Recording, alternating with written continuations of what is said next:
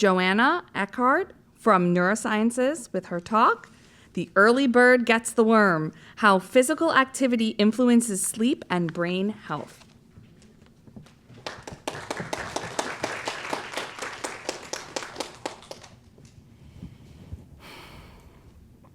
Everyone think for a moment about what time you naturally go to bed and what time you like to wake up. Are you an early bird, going to bed at 9 p.m. and waking up at 5 a.m.?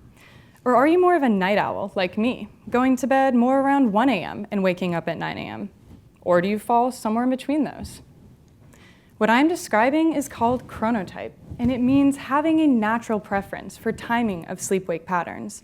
Early birds and night owls have very different patterns of physical activity and sleep, and what my work focuses on is how these are all related in over 200 mid to late life adults. These participants wore a wrist-worn device for about 3 weeks that allows me to capture their activity and sleep. The reason we care about all of these relationships is because poor sleep is linked to Alzheimer's disease. Alzheimer's involves the toxic buildup of a protein called amyloid beta in the brain, which gradually damages and kills brain cells, leading to cognitive decline.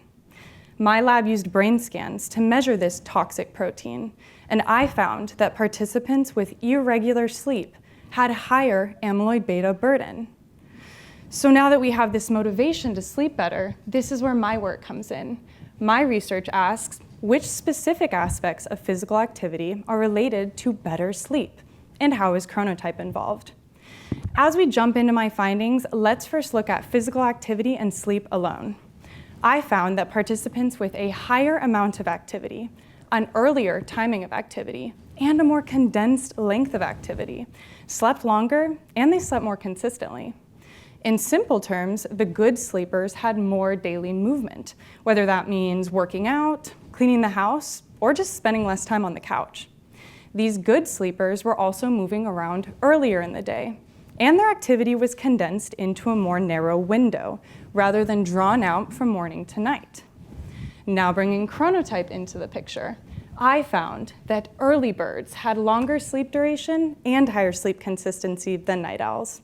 So to everyone who's naturally up at 5, keep it up. But for my fellow night owls, the good news is that the relationship between chronotype and sleep was partly explained by the participants having a higher amount and an earlier timing of activity. So what this means is that if night owls aren't willing to shift their chronotype to target better sleep, what they could consider doing is targeting physical activity instead, simply by moving more and moving earlier. Altogether, my findings point to specific physical activity habits that can be tailored to chronotype to help adults sleep better and hopefully live healthier lives. Thank you.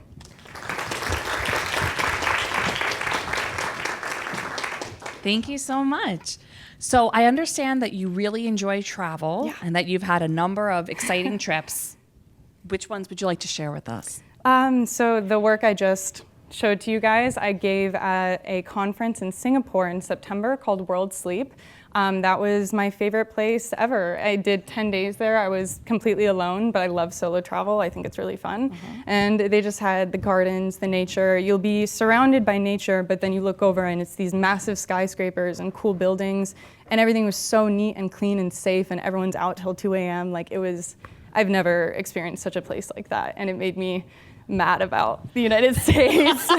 Yeah. I hear even the airport is pretty phenomenal. Yeah, I spent a whole day there. Right. Yeah. There's like hotels in there and everything. Like a waterfall, I would Yeah, say. that was there's like this giant funnel waterfall that it's just incredible. Okay, now I want to ask you about this. So you said you were a night owl. Yeah. And that physical activity could maybe help. Yes. Have you implemented any of this in your own life? Oh yeah. Okay. So I have the pleasure of working from home a lot of the time because I do a lot of data analysis and coding, looking at the data from these watches. So I have my setup at work, and my PI is so I'm grateful her because she lets me do this. I have a treadmill. I have a standing desk, and then so most of my work I'm just walking and typing, and I'm typically I walk like 4 to 5 hours a day because of that. So Yes, I exercise a lot. So how many weeks did it take you to get over the like jostle? Yeah, because people get the treadmill and then stop because they can't like focus. But it took me like a month to you get into like flow state. Like you just keep it going, and it's a month probly. Okay, so stick with it past the 2 weeks. Exactly. Yes. Okay, gotcha. If you could have a research superpower, what would you choose? If anyone's seen the show Invincible, there's a character called Adam Eve. She can manipulate atoms.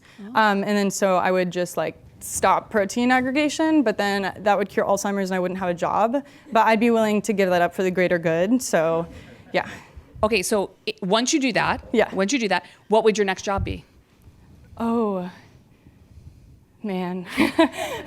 Well, I would love to work for Oura Ring. That's what I love, accelerometers. So, I mean, that's just the dream job no matter what. And yeah, I guess they don't even work with Alzheimer's anyway. So it would just be looking at how to optimize your health with wearables. Yeah, that's the dream after this. Excellent. Yeah. Thank you so much. Yeah.